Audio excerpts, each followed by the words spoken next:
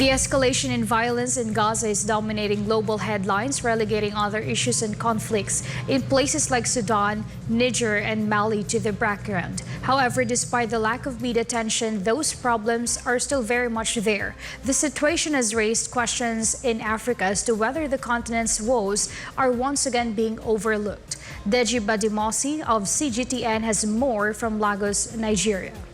It's a top story on virtually every global news channel.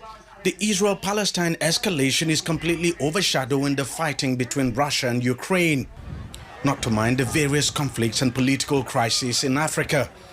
For those promoting peace on the continent, the need for international attention and assistance is great. On the African continent, we've seen a spike in the number of terrorist attacks in Mali, Burkina Faso, and of course in Niger. We seem not to be paying attention to that, coupled with other issues that should have been in the news headlines. So surely what is happening in Gaza is taking away all the attention. But I do hope that we equally attach a great deal of importance to other humanitarian issues in other parts of the world. Meanwhile, analysts also fear that militants across Africa might try to take advantage of the situation in the Middle East. They say groups such as Boko Haram or Al-Shabaab might use the West's support for Israel to recruit new members and begin new insurgencies. We might have militants taking advantage of what is happening to stage attacks against Western targets in Africa. We've had a series of demonstrations, not just in Kenya, but in Nigeria and other African countries.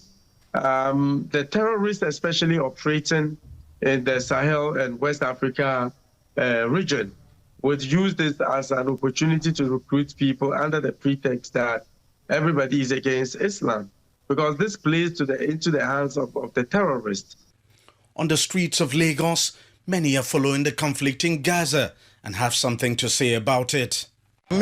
Israel should come down on their high horse and let us live in unity as humanity, because the killing of children and innocent civilians is getting out of proportion, getting out of hand. I think I am indifferent about the whole situation. I'm indifferent, and all I want and all I desire is peace all over the world.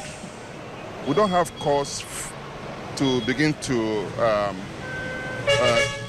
ask for wars all over the world. War between Israel and Hamas could, if care is not taken, generate to world war. So I will appeal to every party, every side, to embrace peace. Analysts say as long as the conflict rages, it's very unlikely African issues will get much global attention. You can see that the war in Sudan has gone to the back burner. The Niger crisis, nobody is talking about that any longer.